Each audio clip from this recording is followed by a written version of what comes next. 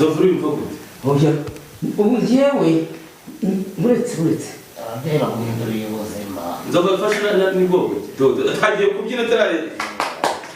Reba guhindura ubuzima. Ngiye kugura imodokari. Sandora.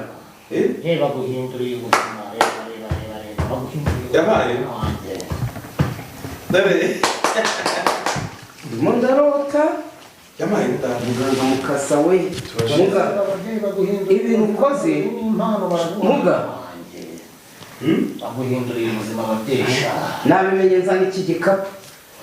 Reba guhindura ubuzima mwana wawe. Nzovu fasha nanga. Ayahe. Ayi. Ni mbara amanyakenya. Aya ni amanyarwanda.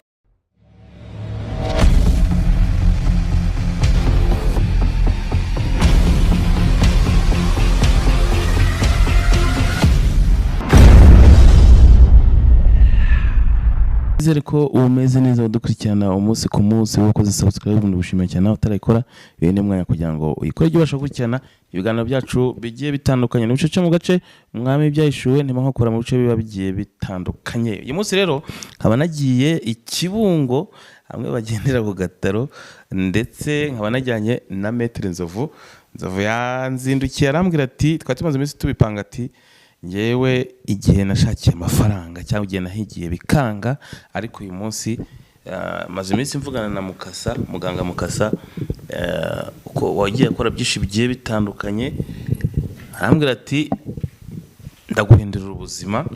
Ubu rero nkaba ndi kumwe na Maître Nzovu twageze kwa Mukasa yaduhaye karibu nubwo utaragera kuri kamera neza bimeze bite? Ni sawa rwose kandi Kiroso ibyo wakoze nibyo koko nindamuka mbonye ubwo butunzi bitewe n'ubuzima nabayemo nkina amafilime nkina amakomedi njya mu itangazamakuru ariko ntacyo na kimwe nigeze ngeraho.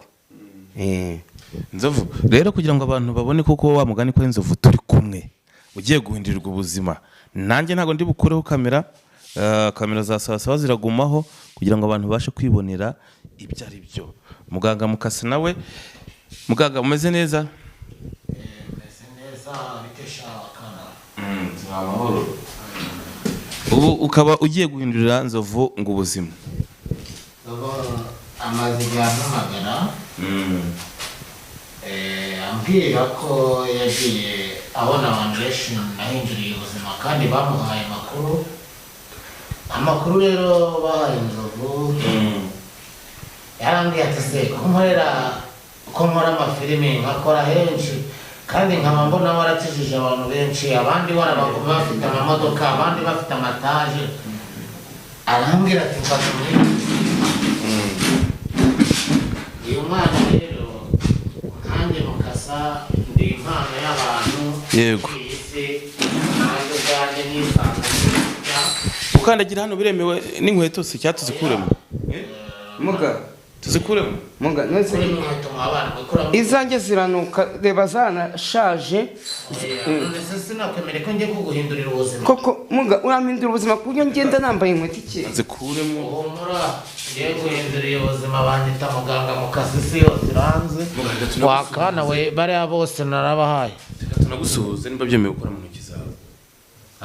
Oya insuhuza Kiro ndi kubona umeze nk'umuntu wagiye mu busambanyi rwose have ntago nakora mu ntoki zawe utabuze uyu mwana amahirwe. Vugira igihari imbere niwo bagiye kugirira ko shaka bite byawe ni byiza muga utangwa hejuru muga Mukasa ni byiza. ubundi si ubundi wampamagaye ite nomero yanjye n'indayigwaye wa muginga we? Iyi nomero nayivanye ni Kiroso wayimpaye umunyamakuru bita Kiroso. Yarambwita hari umuganga bita Mukasa hari benshi yahinduriye ubuzima barakira. Muga nari ndashaka ko umpindura ubuzima na kinyamafilime nkina amakomedi abo twatangiranye ba Papa Sava babamenya barakize bagendera mu mamodokari naho ngiye ndacyari wa mutindi gukenya kujya reba inkweto reka mwarike muga Sofi mbaze nukaze iki bariya baguze amamodoka ukaba inkweto zaragucikiyeho uhari uri mu biki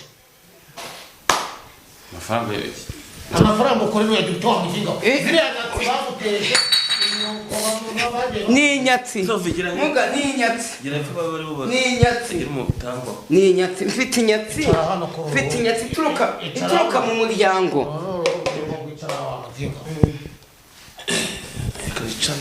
ndabona ibintu byakomeye ufite inyatsi baguteje inyatsi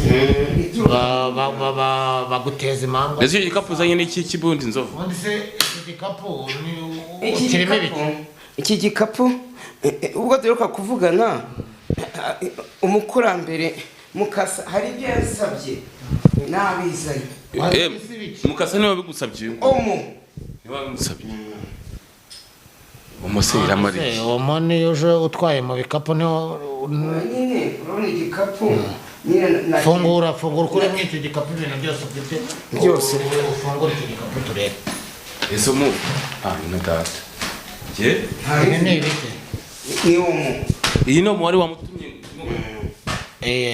nyine yarampamagaye mu gihe nagombaga kumufasha navuganye na jajya mukuru arambwira ngo kumufasha agomba kwitwaza omo akaza azanye omo kuko ngewe nkorera mu nyanja nkorana na madamu Samake nkaba nkorana na jajya mukuru ni ngewe bita mukasa ni ngewe impano y'abantu ku isi ese muga iyo mpano jajya nkahamagara sogokuru nkahamagara sogokuruza nkahamagara madamu Samake ariwe madamu Sereni akazamura ubutunzi kugira ngo niba ngiye guhindurira umuntu ubuzima nanjye ni imbaraga mpabwa n'abakurambere ntabwo ari ngibikora